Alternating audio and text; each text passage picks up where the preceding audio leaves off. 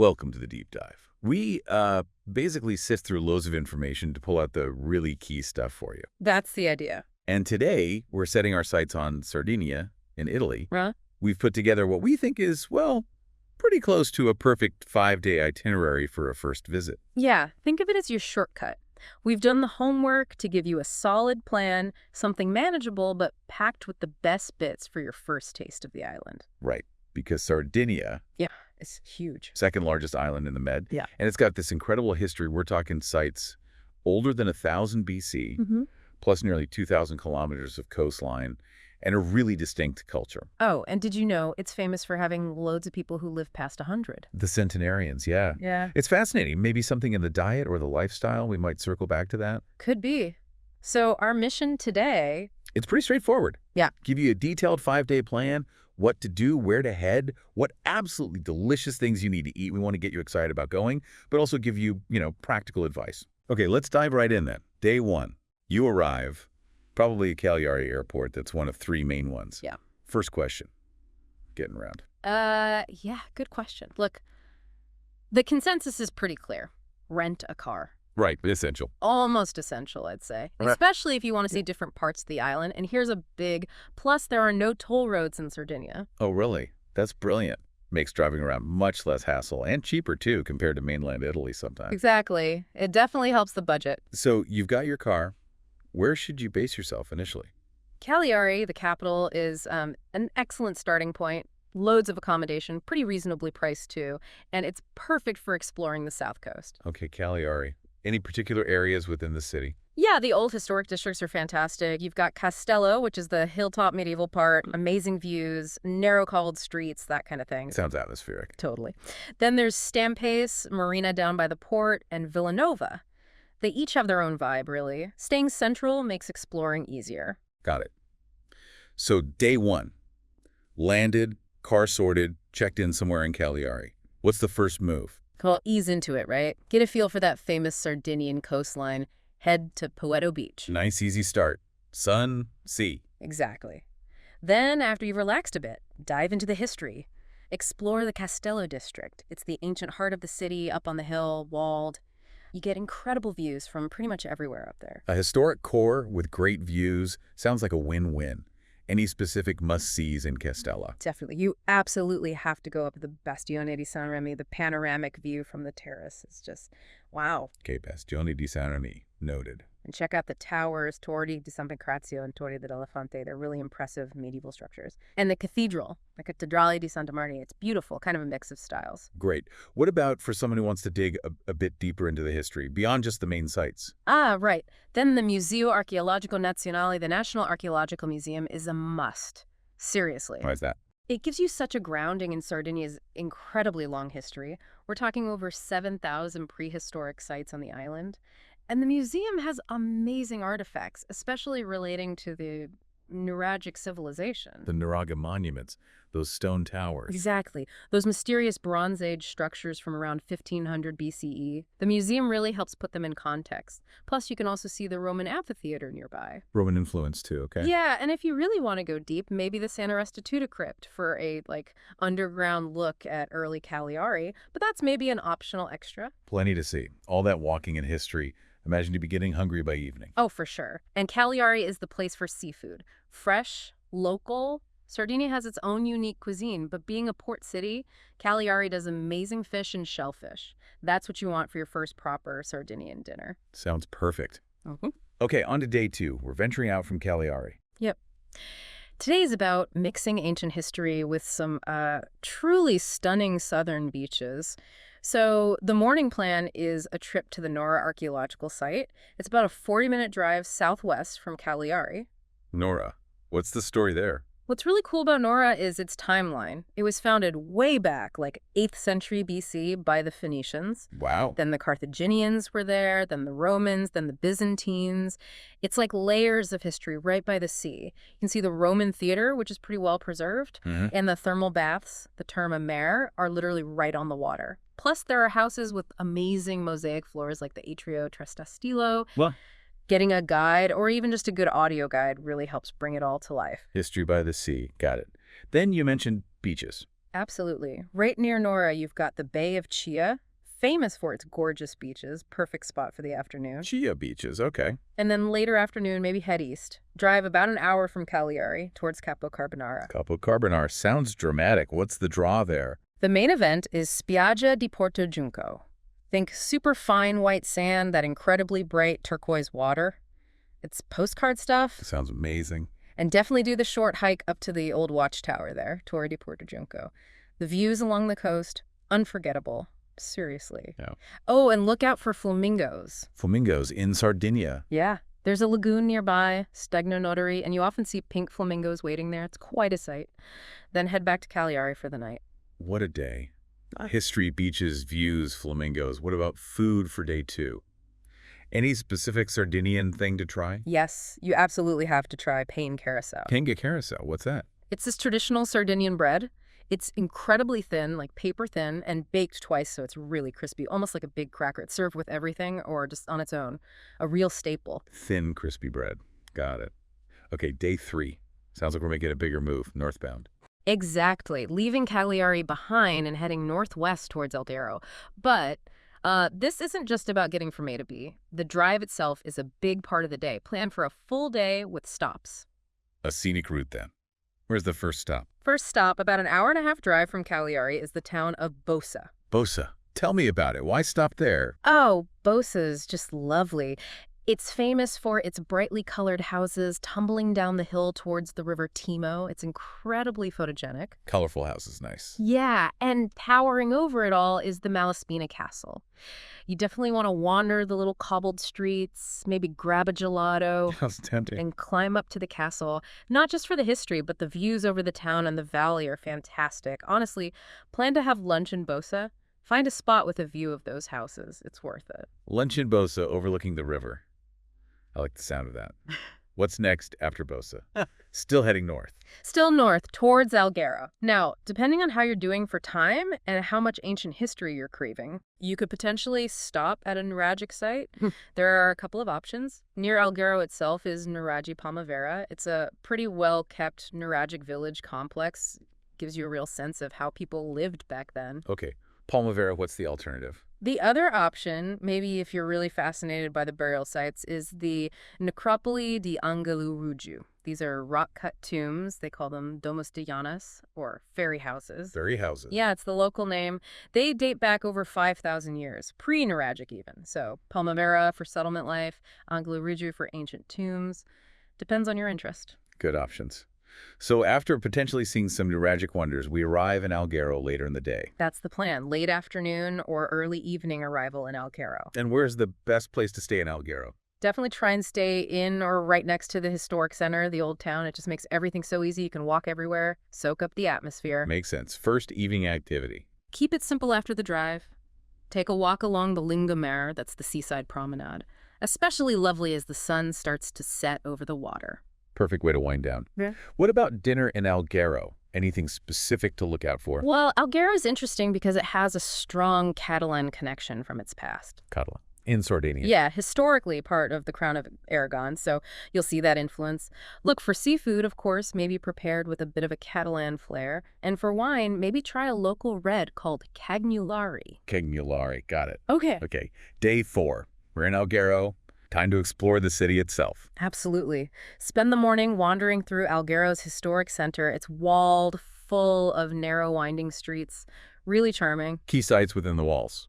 Check out the cathedral. Its bell tower is quite distinctive. Also the Church of St. Michael, St. Barbara. And listen out, you might actually hear some older locals speaking a form of Catalan. Still spoken. That's amazing. It is, yeah. A real living link to its history. Oh, and Alghero is famous for red coral. If you're interested, there's a coral museum you could pop into. See some of the jewelry. Coral Museum. Okay. So a morning exploring the town. What about the afternoon? Heading out again. Yes. Time for a coastal highlight. Neptune's Grotto. Grotta di Nettuno. It's a really famous sea cave. Ah, I've heard of that. How do you get there? You've got two main options. Option 1. Take a boat trip from Alghero Harbor. It sails along the coast and takes you right to the cave entrance. Scenic journey. Hey, boat trip. Option 2. Option 2 is you drive out to Capocaccia, this huge, dramatic headland, and then you walk down the Escala del Cabirol. The goat staircase. That's the one. Over 650 steps carved down the sheer cliff face to the grotto entrance. Whoa. 650 steps. Yeah, it's quite something. The views are incredible, but you got to be prepared for the climb back up. Maybe the bow sounds appealing. What's the cave itself like? It's spectacular inside. Huge caverns filled with stalactites and stalagmites, underground lakes. It's really impressive.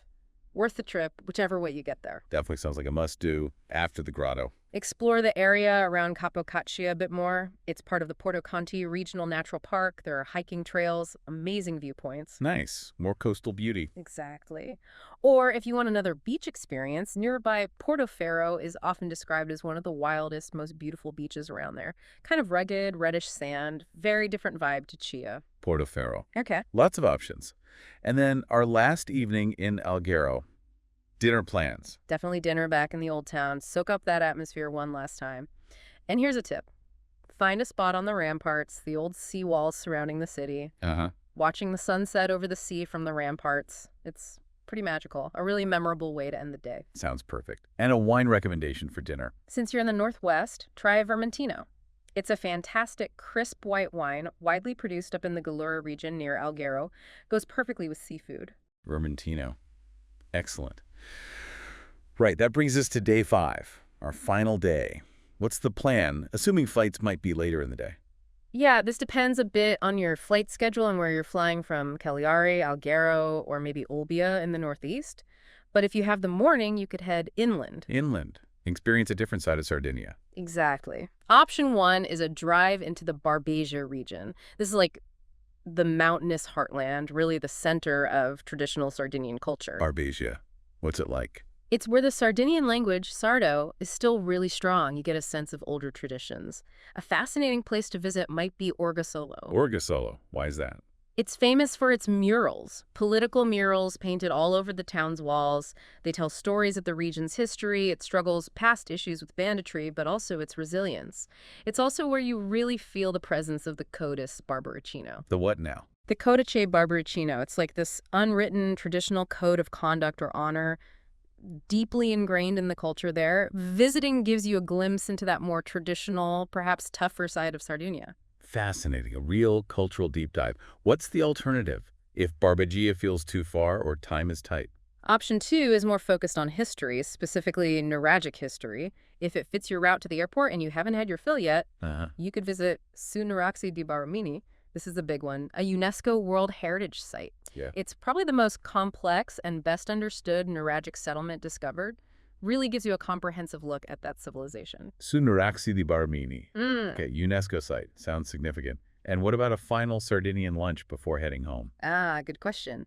If you did go inland to Barbesia, you have to try and find porcidu. Porcidu, is that the suckling pig? That's the one, slow-roasted suckling pig. It's a real island delicacy, especially famous in the interior regions, a truly traditional feast. Okay, porcidu for the inland option.